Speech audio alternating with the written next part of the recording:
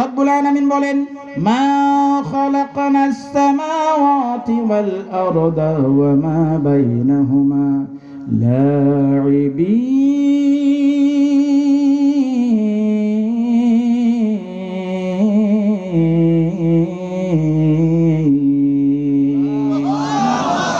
আল্লাহ রাব্বুল আলামিন বলেন, মা খালাকনাস সামাওয়াত, এই যে তোমাদের মাথার উপরে 7 আসমান দেখছো, পায়ের নিচে জমিন, জমিন আসমানের মাঝে যা কিছু আছে, এইগুলো কি মনে করেছো আমি আল্লাহ তাআলা খেলার জন্য সৃষ্টি করেছি?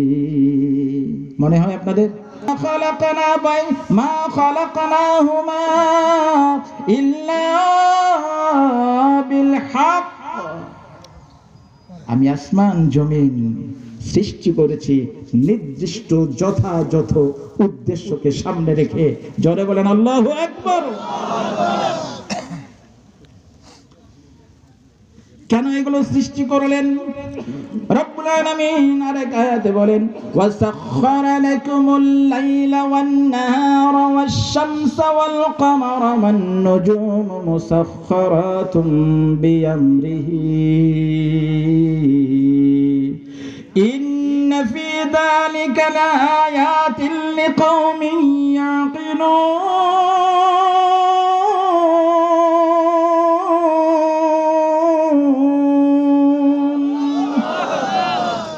এ গোলাম, আমি এই যে তোমাদের দিবস, এই যে রাত, এই রাত আর দিন তোমাদের কল্যাণে নিয়োজিত করে রেখেছি। দিনের বেলায় যে সূর্য উদয় হয়, রাতের বেলায় যে চন্দ্র উদয় হয়, আল্লাহ তাআলা বলেন এই চাঁদ সূরজগুলো তোমাদের কল্যাণে নিয়োজিত করছি, তোমাদের কল্যাণে, তোমাদের চাকর হিসেবে, সেবক হিসেবে। তার প্রত্যেক দিন উদয় হয়, অস্ত যায়, দিন আসে, রাত আসে। শুধু তাই নয়, আকাশ মণ্ডলীতে যত গ্রহ নক্ষত্র রয়েছে, এই গ্রহ নক্ষত্রগুলো সবগুলোই তোমাদের কল্যাণের জন্য সৃষ্টি করেছি। আমাদের সৌরজগতে গ্রহ কয়টা বলেন তো? 8টা গ্রহ। কয়টা গ্রহ? 8টা। আগে 9টা ছিল, প্লুটোকে বাদ দিয়েছে। বুধ, বৃহস্পতি, মঙ্গল, শুক্র, শনি আছে না, ইউরেনাস, নেপচুন, পৃথিবী, প্লুটো। এই গ্রহগুলোর মধ্যে একটা মাত্র গ্রহ,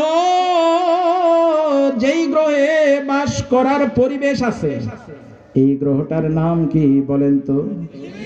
আরো জোরে বলেন কি? এই পৃথিবীটাকে সৃষ্টি করেছেন কে? আরো জোরে আওয়াজ দিয়ে বলতে হবে, আমাদের সৃষ্টি করেছেন কে? ওই বৃহস্পতি তিনি সৃষ্টি করেছেন, ওই শনি গ্রহ তিনি সৃষ্টি করেছেন, ওই ইউরেনাস, নেপচুন তিনি সৃষ্টি করেছেন। সেইগুলোতে তো বাস করা যায় না, সেইগুলোতে তো অক্সিজেন পাওয়া যায় না, সেইগুলোতে তো গাছ জন্মগ্রহণ করে না, সেইগুলোতে তো পানি পাওয়া যায় না। পৃথিবীতে পানি পাওয়া যায়, পৃথিবীতে অক্সিজেন পাওয়া যায়, পৃথিবীতে বাস করা যায়। বলুন, এই পৃথিবীকে বাসযোগ্য করে দিয়েছেন কে? এমনি এমনি, অকারণে? অকারণে নয়।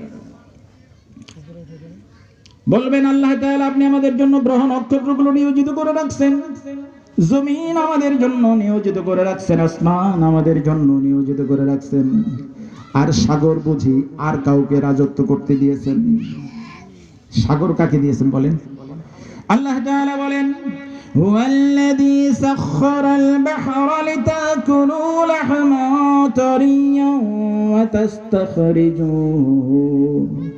তাস্তাখরিজু মিনহু হিলিয়াতান তালবাসুনাহা। আল্লাহ তাআলা বলেন, যত সাগর মহাসাগর দেখছো, এই সাগর মহাসাগরগুলো আমি আমার বান্দাদের, বনি আদমের, আদম সন্তানদের জন্য নিয়োজিত করে রেখেছি। আল্লাহ সাগর দিয়া কি করব? সাগরের কাজ কি? রব্বুল আলামিন দয়াময় মালিক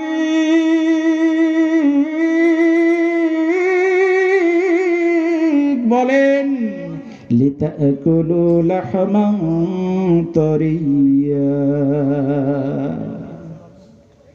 আমার বান্দাদের আমিষ দরকার, প্রোটিন দরকার, ওমেগা 3 ফ্যাটি অ্যাসিড দরকার, উপকারী চর্বি দরকার। আমার বান্দাদের শরীরের এই চাহিদাগুলো পূরণের জন্য তাদের ইলিশ মাছ খেতে হবে, তাদের রুই মাছ খেতে হবে, তাদের স্যামন মাছ খেতে হবে, সামুদ্রিক মাছ খেতে হবে, নদীর মাছ খেতে হবে। আমার বান্দাদের এই চাহিদার যেন কোনো রকমের কমতি না হয়, এজন্য সাগর মহাসাগরগুলো আমি আমার বান্দাদের কল্যাণে প্রবাহিত করে দিয়েছি। বলুন না সুবহানাল্লাহ। লিতাকুলু লাহমান তরিয়া, তরিয়া তাজা মাছ যেন খাইতে পারে, তাজা মাছ যেন খাইতে পারে। একটা মাছ যখন জীবিত থাকে দেখতে মনটা ঠান্ডা হয়ে যায় না? আল্লাহ শুধু কি মাছ খাওয়ার জন্য এই সাগরকে আমাদের কাছে নিয়োজিত করে রাখছেন, আমাদের কাজে আমাদের সেবায় প্রবাহিত করে রাখছেন। আল্লাহ বলেন না, ওয়াতাস্তাখরিজু মিনহু হিলিয়াতান তালবাসুনাহা।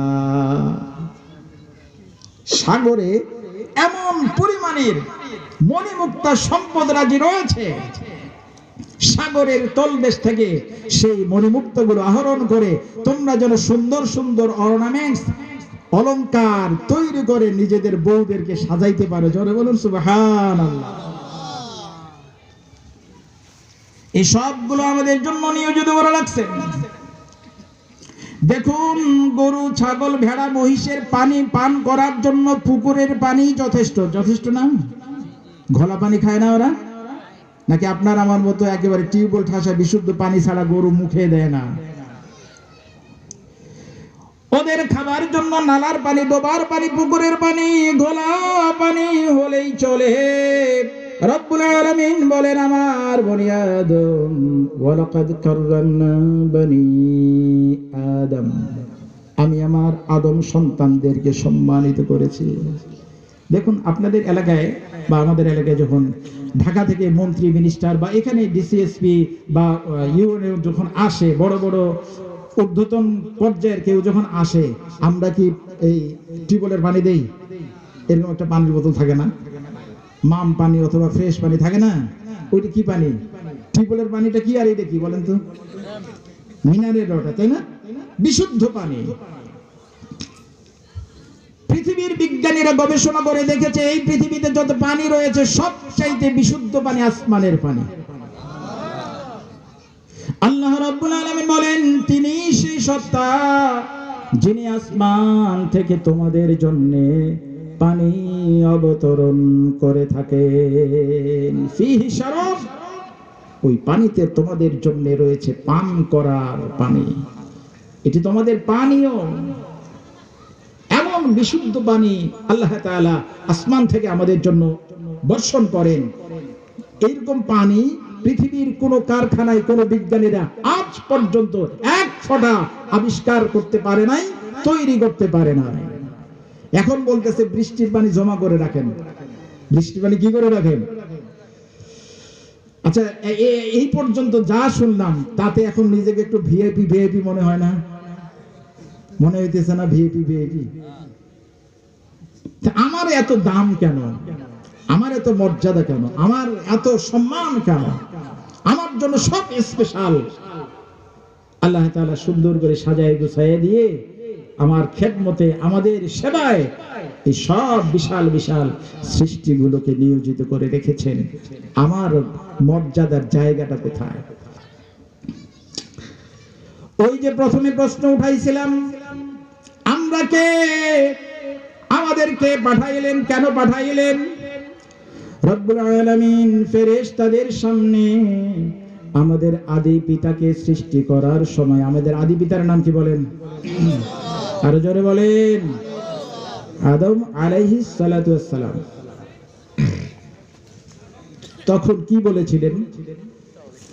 ইন্নী জাইলুন ফিল আরদি খলিফা, নিশ্চয়ই আমি জমিনে আমার খলিফা পাঠাতে চাই। কি পাঠাতে চাই বলে? খলিফা মানে কি? কাপড় সেলাই করে দর্জি। আমরা কার কাপড় সেলাই করবো? জিনদের, ফেরেশতাদের ইউনিফর্ম না?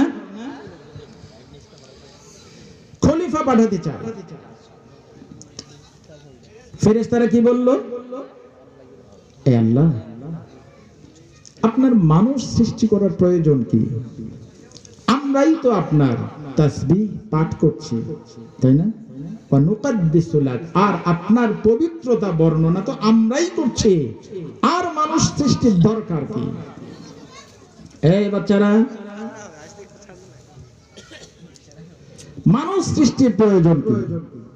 আপনার তাসবিহ পাঠ, আপনার পবিত্রতা জ্ঞাপন সব তো আমরা করছি, মানুষের কাজ কি? এই পরিমাণ ফেরেশতা আল্লাহ সৃষ্টি করে রেখেছেন। সেদিন বাংলা ভিশনের রিপোর্টে দেখলাম নাসার বিজ্ঞানীরা মহাশূন্যে একটা শব্দ রেকর্ড করেছে। আপনারা দেখেছেন?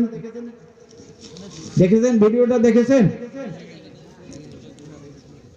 এতদিন বলতো আওয়ার ইউনিভার্স ইজ সাইলেন্ট, আমাদের মহাশূন্যে কোনো শব্দ নেই, নীরব, নিঃশব্দ।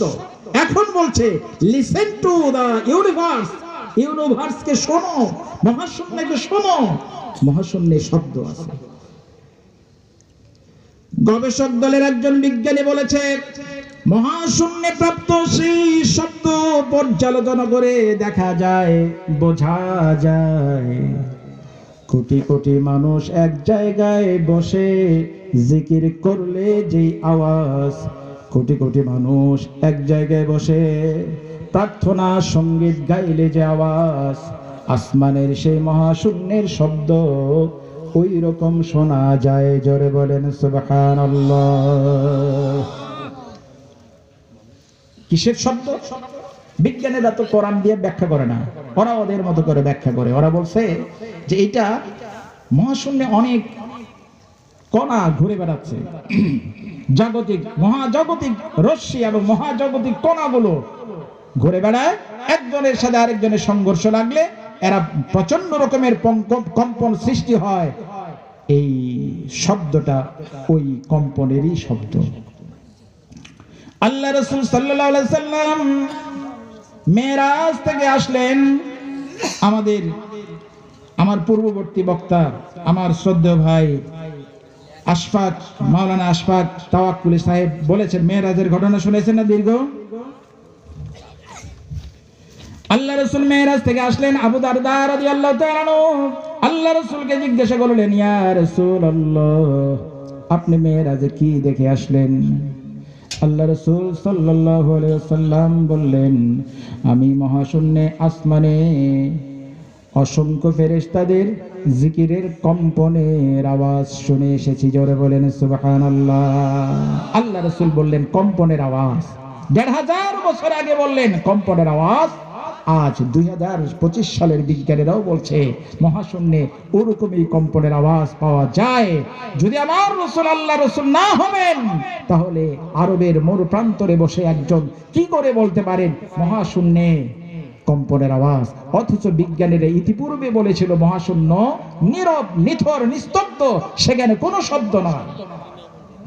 এভাবেই অপেক্ষা, ওয়েট এন্ড সি। আমার রাসূল যা বলে গেছেন তার প্রত্যেকটি একটি একটি করে সত্যে পরিণত হবেই হবে। জোরে বলেন ইনশাআল্লাহ। এ বিশ্বাস আছে তো আপনাদের? না নাই? আছে? এখন আসেন খলিফা।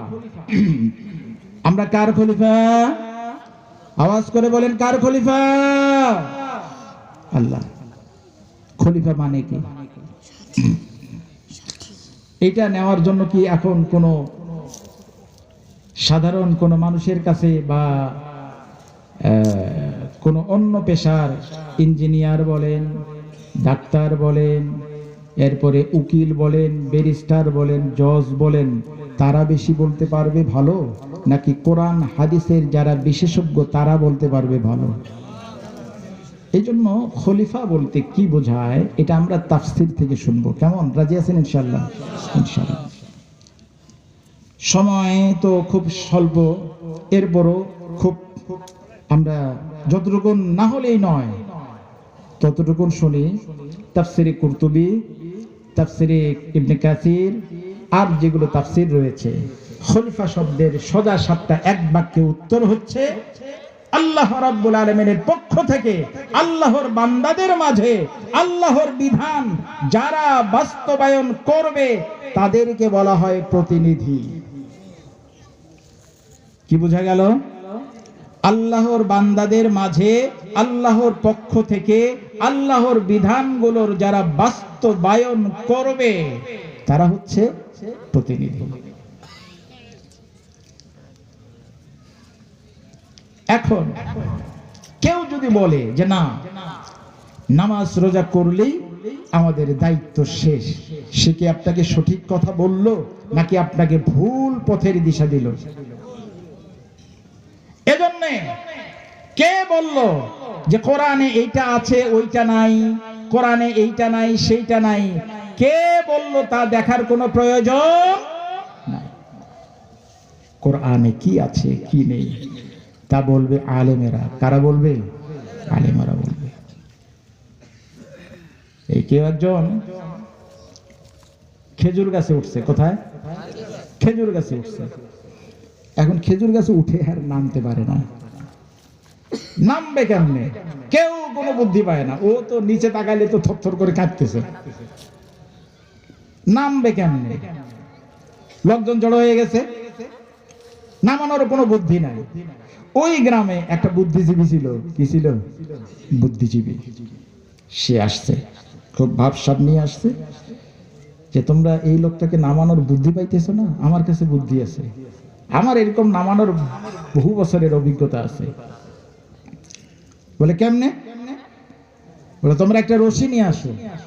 রশি নিয়ে আসা হলো, রশিটা ফিকে দিছে। এই ধর, ভালো করে রশিটা ধর। রশিটা শক্ত করে ধরছে। এখন নিচে যারা দাঁড়ায় আছে ওদেরকে বলছে তোমরা রশির এই প্রান্তটা ধরো, সবাই মিলে ধরছে। এখন বলেন নেতা, এখন কি করা যাবে? নেতা বলতেছে ধরে জোরে টান মারো। বলেন, এখন গ্রামবাসীর মনে সন্দেহ লাগছে যে এটা কি হইতেছে, লোকটা কি বাঁচানোর বুদ্ধি না মারার বুদ্ধিটা? বলেন আপনাদের কি মনে হয়? টান মারো, জোরে টান মারো। হেইয়া বলছে। মানুষের মনে সন্দেহ লাগছে যে টানলে তো কত মরেই শেষ। কিন্তু নেতা বলেছে। কে বলেছে? নেতা বলেছে।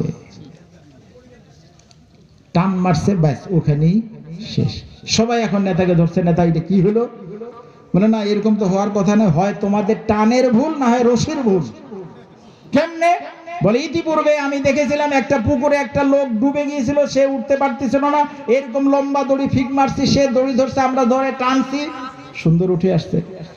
বলেন পুকুর আর খেজুর গাছ কি এক সমান? এক জিনিস হলো? এজন্য যারা ওহির জ্ঞান ব্যতীত দুনিয়ার তন্ত্র মন্ত্র দিয়া জাতিকে পথ দেখাতে চায়, এরা জাতিকে উদ্ধার করতে পারে না। এরা জাতিকে জাহান্নামের পথ দেখায়।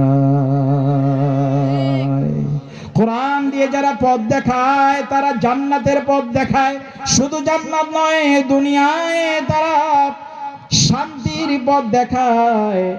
যারা কোরআন সুন্নাহ ভিত্তিক জীবন চালাবার কথা বলে, যারা কোরআন সুন্নাহ ভিত্তিক সমাজ চালাবার কথা বলে, যারা কোরআন সুন্নাহ ভিত্তিক দেশ গঠন করার কথা বলে, তারাই মানুষের প্রকৃত বন্ধু। আর যারা বলে কোরআনে রাজনীতি নাই, তারা মানুষের প্রকৃত বন্ধু হতে পারে না। যারা বলে কোরআনে রাজনীতি নাই, তাদের সঙ্গে কোরআনের কোনো সম্পর্ক নাই। কথাটা আপনাদের পছন্দ লাগলো না? পছন্দ হয় নাই? হয় নাই? হয় নাই? কোরআনে কি আছে কি নাই কে বলবে? বলছি তো প্রথমে, কে বলছি? কে বলবে বলেন? আলেমেরা বলবে। আলেমেরা জানে কোরআনে কি আছে কি নাই। অথচ দেশের সমস্ত আলেমা ঐক্যবদ্ধ, আগামীর বাংলাদেশ হবে কোরআনের বাংলাদেশ। কোন একদিন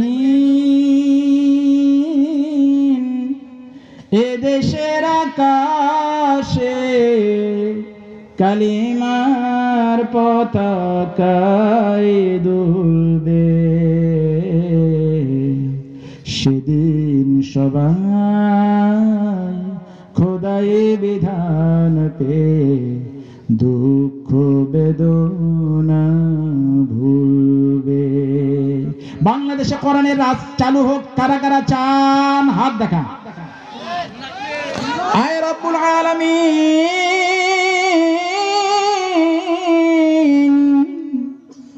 আমরা শুধু তোমার কোরআনের প্রতি বিশ্বাসী নই, বরং তোমার কোরআন দিয়া চলতে চাই। আয় আল্লাহ, আমরা শুধু তোমার কোরআন তেলাওয়াত করি না, তোমার কোরআন দিয়ে সমাজ সাজাতে চাই। বলেন আমিন। ভুলে যাবেন না তো? ভুলে যাবেন? ভুলে যাবেন? আপনাকে ভুল বোঝাবে। আমরা আল্লাহর প্রতিনিধি, কারো প্রতিনিধি নই। বাংলাদেশের রাষ্ট্রদূত গেছে ইন্ডিয়ায়, এখন ইন্ডিয়ায় গিয়ে রাষ্ট্রদূত বাংলাদেশের ইন্ডিয়ায় গিয়ে সে কার নিয়ম, কার আইন, কার কানুন ফলো করবে?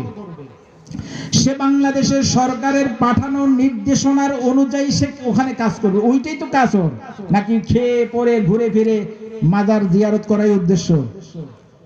বাংলাদেশ সরকার তাকে পাঠাইছে নির্দিষ্ট কাজ দিয়ে, এই কাজ করাই তার কর্তব্য। এখন সে যদি জাপান সরকারের, আমেরিকার, ইংল্যান্ডের, রাশিয়ার ফর্মুলা নিয়ে, নির্দেশনা নিয়ে চলে, বাংলাদেশের সরকারের ফরমানগুলো সে বৃদ্ধ আঙ্গুলি দেখায়, তার চাকরি থাকবে, তার প্রমোশন হবে, তার সুযোগ সুবিধাগুলো থাকবে। আপনাদের রিপ্রেজেন্টেটিভ আছে না? রিপ্রেজেন্টেটিভ ওষুধ কোম্পানির যে ওষুধ বিক্রি করে বেড়া যারা আছে না, এরা এখন ওষুধের দোকানে এসে বলতেছে, ভাই আমার কোম্পানি একটা ওষুধ বানাইছে, আমার কোম্পানি যে ওষুধ বানাইছে সেগুলো সব ফালতু ল্যাভেন্ডিশ মার্কা ওষুধ, এগুলোর একটাও চলে না। আপনার এই আমার কোম্পানির এইটা চলে, এইটা চলে, বাকি এই 5টা চলে, আর বাকি 95টা ফালতু। এই বাকি 95টা আপনি আরেক কোম্পানি যদি সে অফার করে, বলেন কোম্পানি তারা রাখবে? ঘাড় ধরে বের করে দেবে না? আরে মিয়া, তুমি আমার চাকরি করো, আমার গাড়ি ব্যবহার করো, আমার বাড়িতে থাকো, আমার দেওয়া সুযোগ সুবিধা বেতন বোনাস দিয়ে তোমার সংসার চলে, তুমি আমার ওষুধের প্রচার না করে, আমার ওষুধকে ফালতু বলে, আমার ওষুধ চলে না বলে সাইড করে রেখে আরেক কোম্পানির ওষুধ সরবরাহ করছো। এত বড় সাহস! তার চাকরি তো দূরের কথা, তার বিচার বসাবে। আপনি আমি না আল্লাহর প্রতিনিধি, কার প্রতিনিধি? তা আপনি মানুষের বিধানের পিছনে এখনো দৌড়ান কেন? আপনার কাছে আল্লাহর বিধান নাই? বলেন ইসলাম নাই? কিয়ামতের দিন যদি আল্লাহ বলেন, হে আমার প্রতিনিধিরা, তোমরা ইসলাম ব্যতীত মানুষের তৈরি করা মতবাদ, মানুষের তৈরি করা তন্ত্র মন্ত্র আইনের পিছনে ছুটেছিলে কেন? তখন কি আমরা বলতে পারবো আল্লাহ দুনিয়ায় তোমার ইসলাম ছিল না? বলা যাবে? আল্লাহ দুনিয়ায় তোমার কোরআন ছিল না বলা যাবে? যাবে না। বাঁচার উপায় নাই। নিজের বাঁচার জন্য, কাউকে আগায় দেওয়া, কাউকে পিছায় দেওয়ার জন্য না, নিজে বাঁচার জন্য অবশ্যই আমাদেরকে ইসলামের পক্ষেই থাকতে হবে। আল্লাহর হাবিব সাল্লাল্লাহু আলাইহি ওয়াসাল্লাম একদা বললেন, আমি স্বপ্ন দেখলাম জান্নাতে, আমি স্বপ্নে দেখলাম আমি আল্লাহর জান্নাতে বিচরণ করছি। হঠাৎ করে আমার সামনে রুমাইসা বিনতে মিলহান, আমার মহিলা সাহাবী, আমার খাদেম আনাস ইবনে মালিক রাদিয়াল্লাহু তাআলা আনহুর প্রিয় আম্মা জান, জান্নাতে আমার সামনে হাঁটাহাঁটি করছে। বলেন সুবহানাল্লাহ।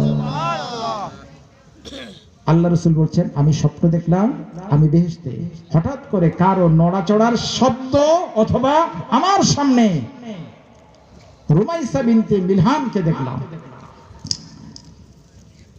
কে রুমাইসা বিনতে মিলহান? আমরা মুসলমান হওয়া সত্ত্বেও, আল্লাহর প্রতিনিধি হওয়া সত্ত্বেও আমাদের মাথায় ছাই গোবর ঘুরপাক খায়।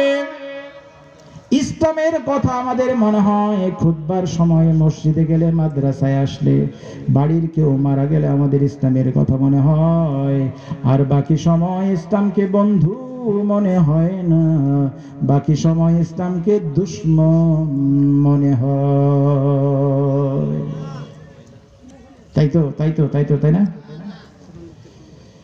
আল্লাহর হাবিব সাল্লাল্লাহু আলাইহি ওয়াসাল্লাম বলেন, আমি জান্নাতে রুমাইসা বিনতে মিলহানের শব্দ পাইলাম, অথবা জান্নাতে রুমাইসা বিনতে মিলহানকে দেখলাম। রুমাইসা বিনতে মিলহানকে কেন আল্লাহ রাসূল জান্নাতে দেখলেন? দুনিয়ায় বেঁচে আছেন তখন রুমাইসা বিনতে মিলহান। কে রুমাইসা বিনতে মিলহান?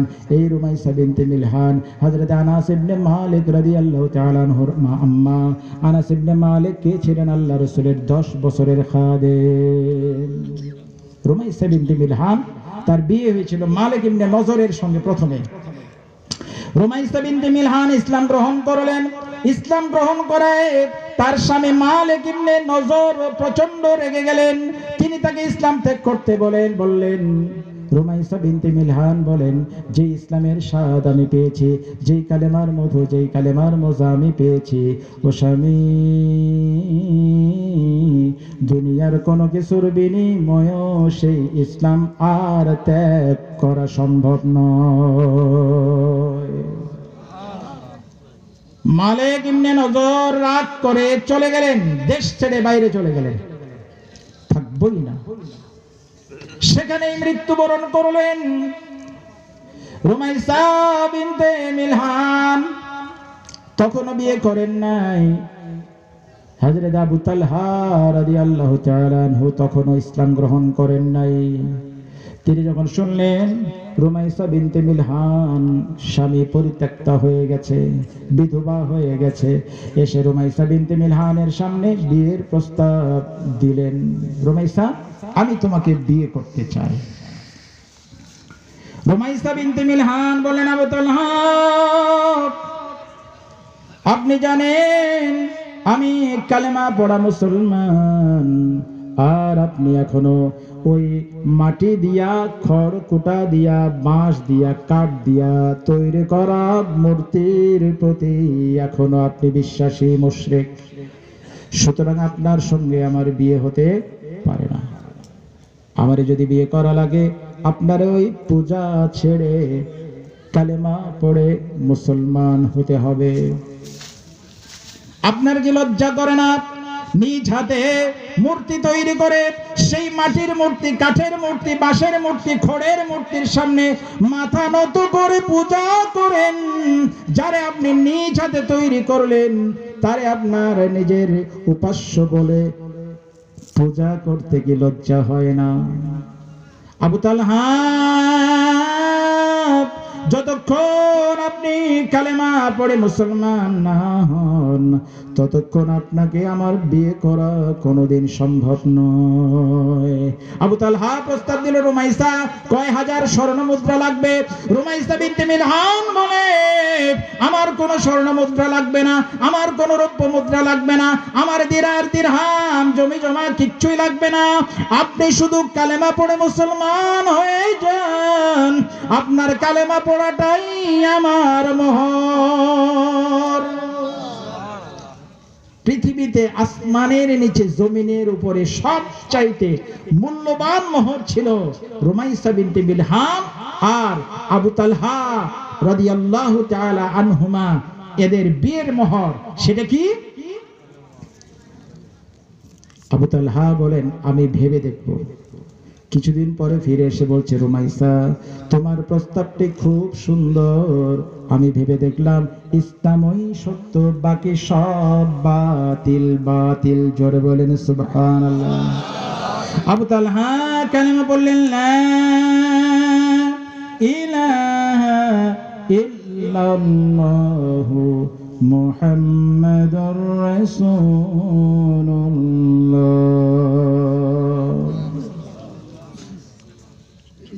এক সময় একটা মহিলা আল্লাহ রাসূলের সামনে এসে বলছে, ইয়া রাসূলুল্লাহ, আমার স্বামী আমাকে ছেড়ে দিয়েছে, আমি আপনাকে নিজেকে আপনার কাছে পেশ করছি, আপনি আমাকে বিয়ে করেন। আল্লাহ রসুল কোনো কথা না বললেন, আল্লাহ রসুল কোনো কথা বললেন না, মাথা নিচু করলেন। অনেকক্ষণ চলে গেল, আল্লাহ রসুল কিছু বলছেন না। মজলিস শেষ হয়ে যাবে, আল্লাহ রসুল উঠে যাবেন। এমন সময় একটা নিঃস্ব অসহায় দরিদ্র মুসলমান সাহাবী আল্লাহ রসুলকে বলছেন, ইয়া রাসূলুল্লাহ, আপনার যদি আল্লাহর এই বান্দির প্রয়োজন না থাকে, আপনার যদি আর বিয়ের প্রয়োজন না থাকে, তাহলে আল্লাহর এই গোলামের সাথে আমার বিয়ে দেন, আমি এই মহিলাকে বিয়ে করতে চাই। আল্লাহ রসুল বললেন, তোমার কাছে বিয়ে করার মতো কোনো সম্পদ আছে কি? লোকটি বলছে, ইয়া রাসূলুল্লাহ, আমি এত নিঃস্ব, আমার কাছে দেওয়ার মতো কিচ্ছু নাই। বলে, তুমি বাড়িতে যাও, বাড়িতে গিয়ে দেখো কি রয়েছে। তিনি বাড়িতে গেলেন, ফিরে এসে বললেন, ইয়া রাসূলুল্লাহ, আমার বাড়ির সমস্ত সদস্যদের কাছে আমি চেয়েছি, তারা কিচ্ছু দিতে পারে নাই, আমার কাছে কিছুই নাই। আল্লাহ রসুল বললেন, ও সাহাবী, একটা লোহার আংটিও কি পাও না? একটা লোহার আংটিও কি পাইলে না? খুঁজে দেখো, খুঁজে দেখো, কোথাও একটা লোহার আংটি পাও নাকি?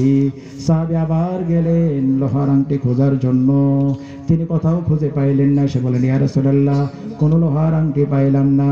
আল্লাহর হাবিব সাল্লাল্লাহু আলাইহি ওয়াসাল্লাম বললেন, তোমার কি কোরআন জানা আছে? জোরে বলেন না সুবহানাল্লাহ। ও সাহাবী, তোমার কি কোরআন জানা আছে? সাহাবী বলছে, ইয়া রাসূলুল্লাহ, কয়েকটা সূরা জানা আছে।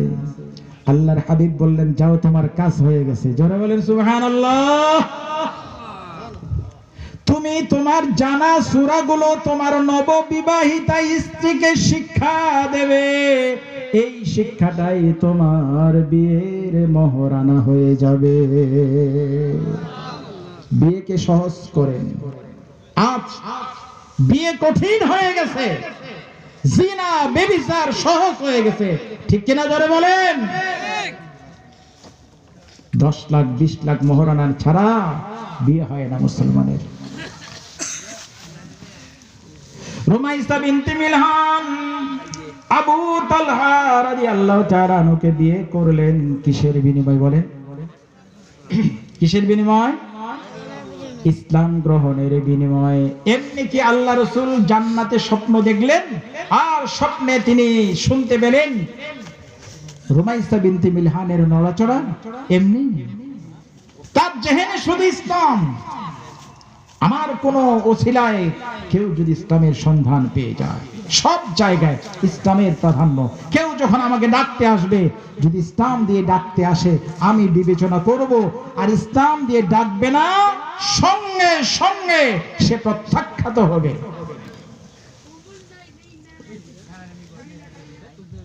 রুমাইসা বিনতে মিলহান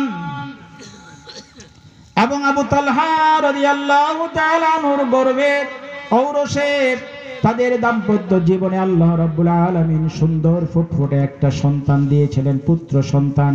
পুত্র সন্তানের নাম হলো উমাইর। কি নাম? উমাইর। ছোট্ট শিশু সন্তান, তার একটা ছোট্ট পাখি ছিল, পাখিটার নাম নুগায়ের। আল্লাহ রসুল, ওই বাচ্চাটা এত সুন্দর ছিল, আল্লাহ রসুল মাঝে মাঝে মাঝে মাঝে তার সঙ্গে খেলা করতেন, রসিকতা করতেন।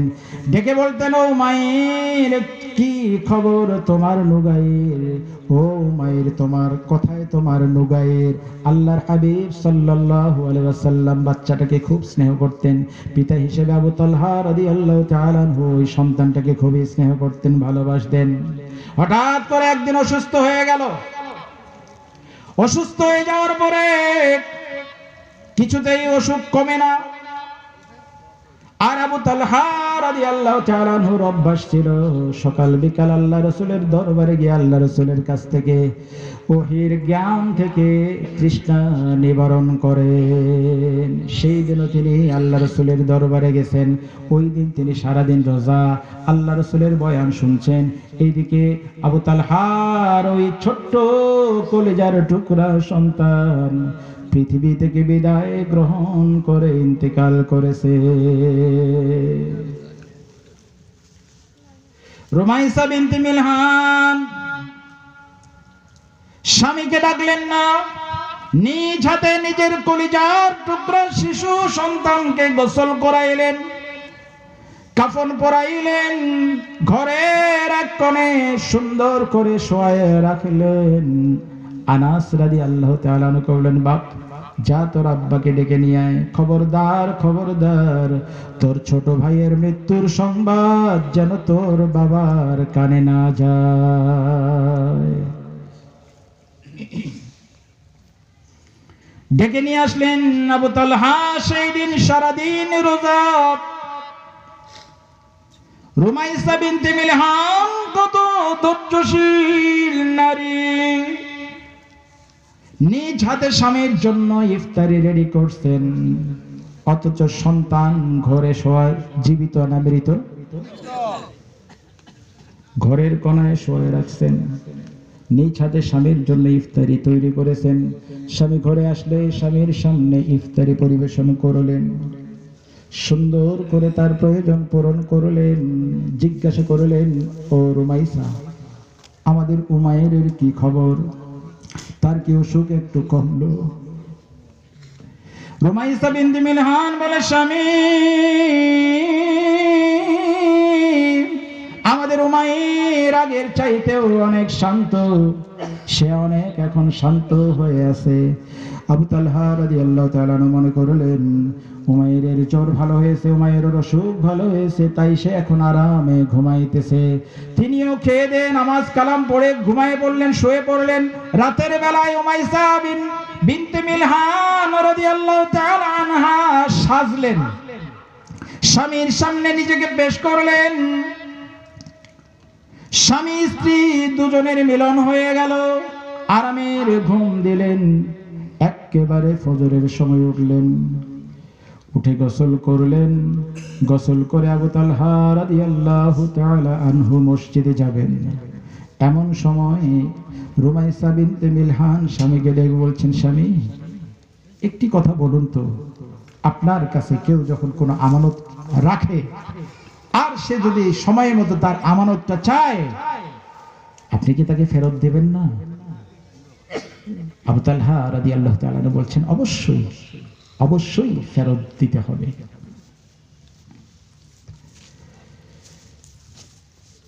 আবু তালহা রাদিয়াল্লাহু তাআলা যখন বললেন অবশ্যই ফেরত দিতে হবে, আমানত রাখার কোনো অধিকার, কোনো রাইটস আমাদের নাই, রুমাইসা বিনতে মিলহান রাদিয়াল্লাহু তাআলা আনহা বললেন, স্বামী শুনুন, আল্লাহ রাব্বুল আলামিন আমাদেরকে উমাইর, আমাদের ছোট্ট কলিজার টুকরা সন্তানকে আমানত দিয়েছিলেন। নিয়ে যাওয়ার সময় হয়েছে, মালিক তার দেওয়া আমানত নিয়ে চলে গেছে।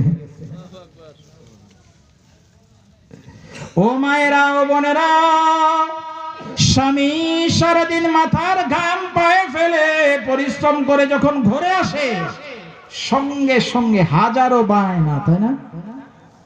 ঘরে এইটা নাই, ওইটা নাই, সেইটা ওইটা, মানে এ তাক এই বলেছে, সে তাক এই বলেছে, আমার এই হয়েছে, সেই হয়েছে, ঘরের সমস্ত দুরবস্থার কথা স্বামীর সামনে তুলে ধরতে শুরু করে। রুমাইসা বিনতে মিলহানের এই ঘটনার মধ্যে আমাদের জন্য শিক্ষা আছে। তিনি বলেন নাই তা না, বলছেন প্রথম দায়িত্ব কি, স্বামী বাহির থেকে আসলে পরে তার কি প্রয়োজন, তার উজুর প্রয়োজন, পানি আগায়ে দেন, তার গোসলের প্রয়োজন, গামছা লুঙ্গি আগায়ে দেন, সাবান আগায়ে দেন, মেসওয়াক আগায়ে দেন, উজুর পানি আগায়ে দেন, তার প্রয়োজন পূরণ করেন। তার সামনে পানির প্রয়োজন হলে পানি দেন, নাস্তার প্রয়োজন হলে নাস্তা দেন, খাবারের প্রয়োজন হলে খাবার দেন। স্বামীর প্রয়োজনগুলো পূরণ হওয়ার পরে ধীর স্থির ভাবে আপনার প্রয়োজনগুলো স্বামীর সামনে তুলে ধরেন। বলুন তো, ওই সংসারে শান্তি না আসে পারে কি? বলেন। আমাদের সমাজের সংসারগুলোর এমন অবস্থা, সুখ আর সুখ, তাই না, শান্তিতে ভরপুর। ওই কোন এক স্বামী স্ত্রী ভাড়া থাকে, তো পাশের ফ্ল্যাটে, ওই ফ্ল্যাটেও আরেক দম্পতি ভাড়া থাকে। তো এই স্বামী স্ত্রীর মধ্যে খুব ঝগড়া হয়, প্রতিনিয়ত ঝগড়া। তো ওদেরকে ডেকে বলে, কি রে, আমাদের মধ্যে এত ঝগড়া হয়, তোমাদের মধ্যে কি ঝগড়া হয় না? বলে, না, আমাদের মধ্যে ঝগড়া হয় না। বলে যে সারাদিন তোমরা হাসো, এত সুখ তোমাদের। বলে সুখের খবর শুনবা? বলে হ্যাঁ শুনি একটু। সারাদিন শুধু স্বামীও হাসে, স্বামীর হাসি থেমে গেলে স্ত্রীও হাসে। কারণ কি? স্বামী বলে যে আমাদের হাসির খবর হচ্ছে এই, যখন আমার বউ রেগে যায়, হাতের কাছে যা পায় তাই আমার দিকে ঢিল মারে, লাগলে ওই হাসে, না লাগলে আমি হাসি। এই হচ্ছে আমাদের সংসারের সুখ। যেই সংসারে, যেই পরিবারে কোরআনের চর্চা আছে, যেই পরিবারে ইসলামের অনুশাসন আছে, যেই পরিবারে ইসলামের বিধিবিধানগুলোর চর্চা রয়েছে, ওই পরিবারে ধন সম্পদের অভাব হলেও সুখ শান্তির অভাব হবে না। আবু তালহা যখন এই কথা শুনলেন, রাসূলের দরবারে গিয়ে রাসূলের কাছে রুমাইসা বিনতে মিলহান সম্পর্কে অভিযোগ করলেন। আল্লাহ রাসূল সব ঘটনা শুনে বরকতের দোয়া করলেন, আল্লাহ তুমি আমার আবু তালহা এবং তার স্ত্রীর আজকে